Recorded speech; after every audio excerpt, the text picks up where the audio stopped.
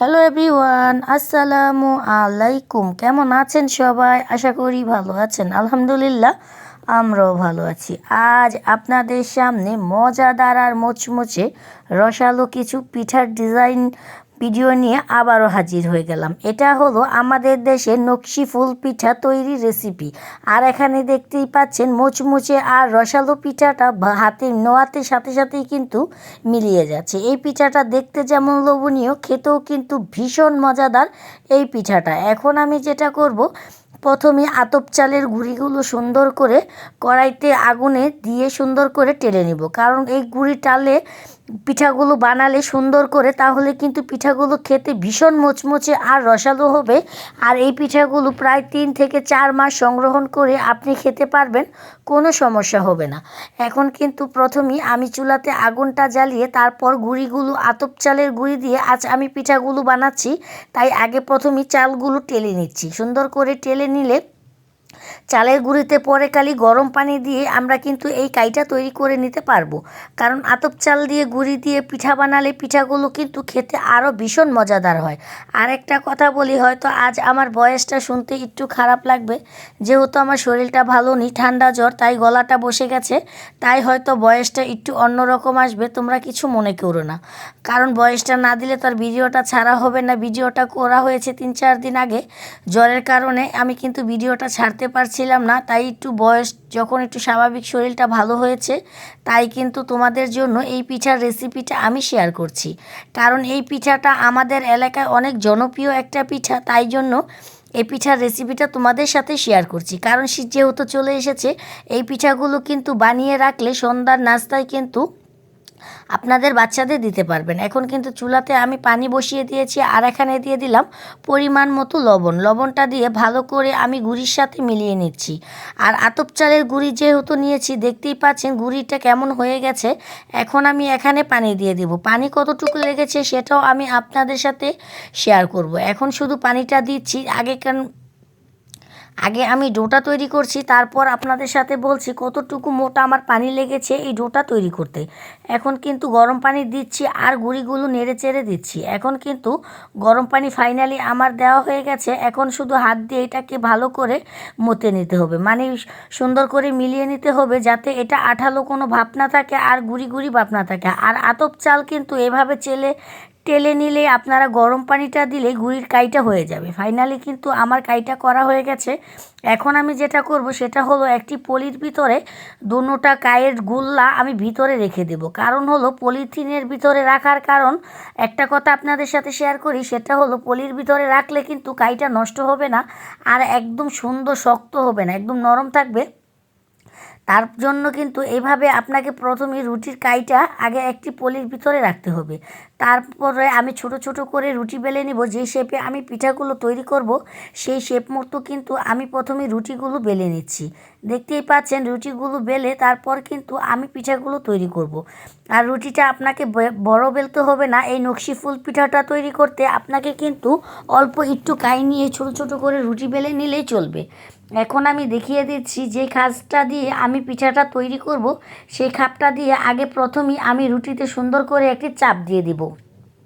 চাপটা দিয়ে তারপর মাঝখান থেকে এটাকে আমি ছুটিয়ে তারপর ভিতরে যে ছোট রুটিটা থাকবে সেটা দিয়ে আমরা কিন্তু পিঠাটা তৈরি করব।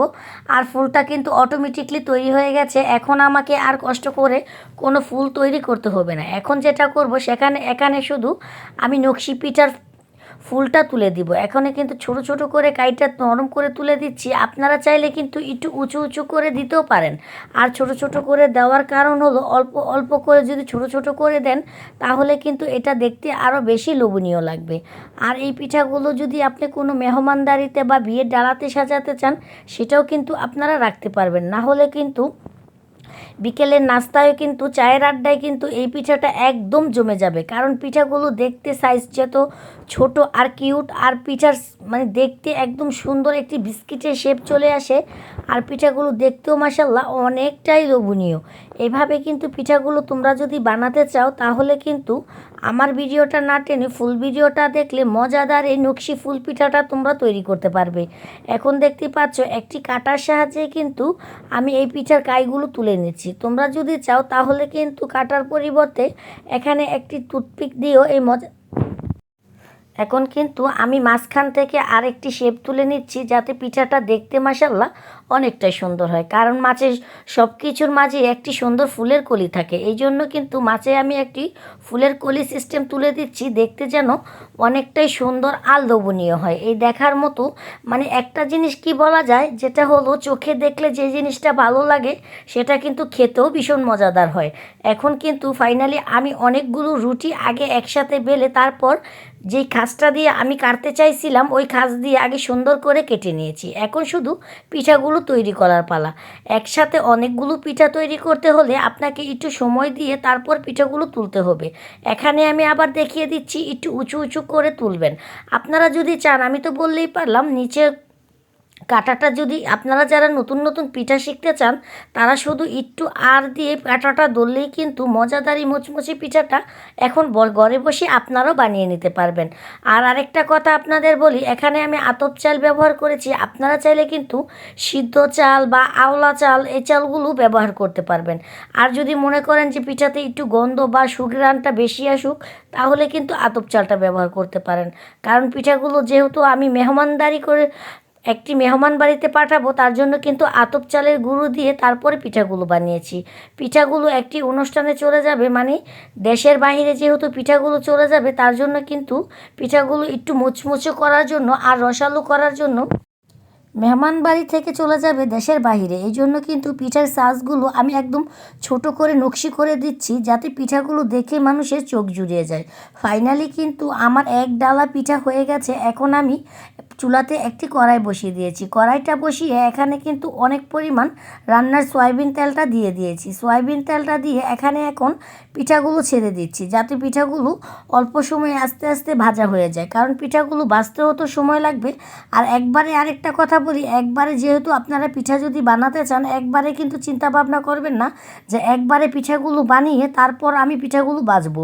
যেহেতু এটা আতপ চাল বা আওলা চাল থাকে আর তেল দেওয়া থাকে, পিঠাগুলো ফেটে যাওয়ার সম্ভাবনা থাকবে।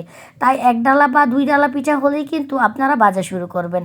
আরেকটা কথা বলি, আমার যে আপুরা এই পিঠাগুলো শিখতে চাও, তারা কিন্তু আমার ভিডিওতে একটু ফলো করলেই মজাদারি মুচমুচে রসালো পিঠাটা তোমরাও বানিয়ে নিতে পারবে। আর তোমাদের বলে তো আমি বোঝাতে পারবো না, একটু মনোযোগ দিয়ে আমার ভিডিওটা দেখলে কিন্তু মজাদার এই মুচমুচে পিঠাটা তোমরাও এখন বানিয়ে নিতে পারবে। দেখতেই পাচ্ছ পিঠাগুলো একদম সহজ না, দেখতে যেমন সহজ, খেতেও কিন্তু ভীষণ মজাদার এই পিঠাটা। আর পিঠাগুলো দেখতেই পাচ্ছ আমি কিন্তু একটি কাঁটার সাহায্যে তুলে নিচ্ছি।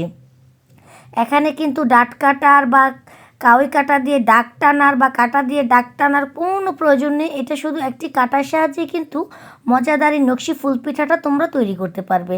আর এই পিঠাগুলো দেখতে যেমন লোভনীয়, খেতেও কিন্তু ভীষণ মজাদার। আর এই পিঠাগুলো তোমাদের দেখানোর জন্য কিন্তু আমি একটার জায়গায় 4-5টা করে বানিয়ে বানিয়ে দেখিয়ে দিচ্ছি।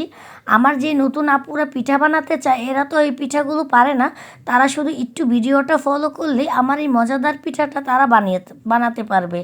আর আরেকটা কথা বলি, যে আপুরা বানাতে পারে তারা তো পারে, আর আমার নতুন নতুন যে আপুরা রান্না শিখছে বা পিঠা বানাতে চায়, তারা কিন্তু একটুও আমার ভিডিওটা না টেনে ফুল ভিডিওটা দেখলে কিন্তু মজাদার এই পিঠাগুলো বানিয়ে নিতে পারবে। ফাইনালি কিন্তু আমার এই পিঠাগুলো তৈরি করা হয়ে গেছে। আর একসাথে কিন্তু আজ আমি তোমাদের 2টি পিঠার রেসিপি শেয়ার করছি। এখন আমি যেটা বানাবো, নকশি ফুল পিঠার পাতা বানাবো। এই পাতাটা বানানোর জন্য প্রথমে আমি কাইটাকে নিয়ে ভালো করে হাত দিয়ে মথে নিচ্ছি, কারণ কাইটাকে ভালো করে না মথে নিলে এটা কিন্তু ফেটে যাওয়ার সম্ভাবনা থাকতে পারে। কারণ যেহেতু এর মাঝে তেল দেওয়া আছে, কারণ আমরা রুটিটা বেলে কিন্তু রুটিটা ওই ছাঁচ দিয়ে কেটে নিয়েছি, তার জন্য কিন্তু রুটিটা একটু হালকা ফেটে যাওয়ার সম্ভাবনা আছে। তার জন্য যতটা পারেন সুন্দর করে একটু আলতো হাতে মথে নেবেন। হাতে মথে নিলে কিন্তু রুটিটা ফাটার একটু সম্ভাবনা কম থাকবে। আর এই পাতা পিঠার রুটিটা কিন্তু আমি একটু বড় করে তৈরি করব, কারণ একসাথে কিন্তু অনেকটা পাতা পিঠা আমরা একসাথে যেন জু তুলতে পারি, তার জন্য। আর আমার যে আপুরা এই পিঠাগুলো বানাতে চাও, তারা কিন্তু একটু মনোযোগ দিয়ে দেখলেই কিন্তু মজাদার এই পিঠাগুলো বাসায় বসে এখন বানিয়ে নিতে পারবে। আর এখন দেখতেই পাচ্ছ পাতা পিঠার রুটিটা কিন্তু আমি মোটামুটি অনেকটা বড় করে বেলে নিয়েছি। এখন শুধু পাতার শেপটি দিয়ে রেখে দেব। এখন শুধু এখানে 2টি পাতা তুলেছি, আর পাতাগুলো আমি বড় করে তুলেছি যাতে তোমাদের বুঝতে সুবিধা হয় আর দেখতেও ভালো লাগে। এখন আমি পাতাগুলো কেটে নেব, আর পাতাগুলো কাটতে কিন্তু বেশি সময় লাগবে না, অল্প সময়ে কিন্তু তোমরা এই পাতাগুলো কাটতে পারবে। আর একটি কাটার সাহায্যে কিভাবে পাতা কাটবে সেটাও আমি তোমাদের দেখিয়ে দিচ্ছি। কাঁটাটা প্রথমে হালকা হাতে একটু আড় দিয়ে ধরবে, তারপর কায়ে দিয়ে শুধু কাইকটা হালকা একটু আঁচড়িয়ে দিলেই কিন্তু পাতার শেপটা একদম অটোমেটিক চলে আসবে। এখন দেখতেই পাচ্ছ আমার কিন্তু এখানে পাতার শেপটা না পাতাটাই তৈরি করা হয়ে গেছে। আমি কিন্তু তোমাদের বুঝাতে ক্ষেত্রে আমি কিন্তু একটার জায়গায় 4-5টা করি। হয়তো বা তোমরা বলতে পারো যে আপু একটার জায়গায় 4-5টা দেখায় কেন। আমি আমার যে আপুরা নতুন নতুন এই পিঠাগুলো বানাতে চায় তারা কিন্তু অবশ্যই কমেন্টে বলে যে আপু একটু ধৈর্য বা আস্তে ধীরে কাজ করবেন। এই জন্য কিন্তু আপুদের বোঝার ক্ষেত্রে কিন্তু আমি একটার জায়গায় 4-5টা করে করি, যাতে আমার আপুরা একদম সহজে বুঝে যায় আমি কিভাবে কি করে এই পিঠাগুলো তৈরি করি। আর এই পিঠাগুলো তৈরি করতে কিন্তু বেশি এমন একটি কষ্টও নেই আর পরিশ্রমও কম। আর দেখতেই পাচ্ছেন আমি একসাথেই কিন্তু 2টি পাতা তৈরি করে নিয়েছি, আর পাতাগুলো দেখতেও মাশাআল্লাহ অনেকটা সুন্দর হয়েছে। আপনি যে চাইলে যে শেপে পাতাগুলো তৈরি করতে চান আপনি কিন্তু ওই শেপে তৈরি করতে পারেন। প্রথম যে খোলাটা আমি দিয়েছিলাম ওই খোলাটা কিন্তু মোটামুটি আমার ভাজা হয়ে গেছে। আর পিঠাগুলো ভাজতে হবে ব্রাউন কালার বা বিস্কিট কালার পরিমাণ, কারণ এই পিঠাগুলো যেহেতু দ্বিতীয় ভাজা দিতে হবে তার জন্য কিন্তু প্রথম ভাজায় আমরা একটু বিস্কিট কালার করেই রেখে দিয়েছি। এভাবে কিন্তু আমি আস্তে আস্তে সবগুলো পিঠাই ভেজে নেব। প্রথমে পিঠাগুলো ভেজে রেখে দিতে হবে একদিনের মতো। আমি তোমাদের পরে সেটা শেয়ার করছি কতদিন এটাকে রাখবে আর কতক্ষণ রাখবে। এখন কিন্তু আবারও আমরা আরেকটা পিঠার রুটি বানিয়ে নিয়েছি, আর এখানে একসাথে কিন্তু 3টা পিঠার পাতা তুলে নিচ্ছি। আমি তো বলেই দিয়েছি এই রুটিটা তোমরা যত বড় করে করতে পারবে। আরেকটা কথা বলে দিই, কালি রুটি বড় করে চলবে না, রুটি যদি পাতলা করে ফেলো তাহলে কিন্তু পাতাটা তোমরা তুলতে পারবে না। আর এই কাজটা যত চিকন জিনিসটা করতে পারবে পাতার শেপটা কিন্তু আরও বেশি সুন্দর আসবে।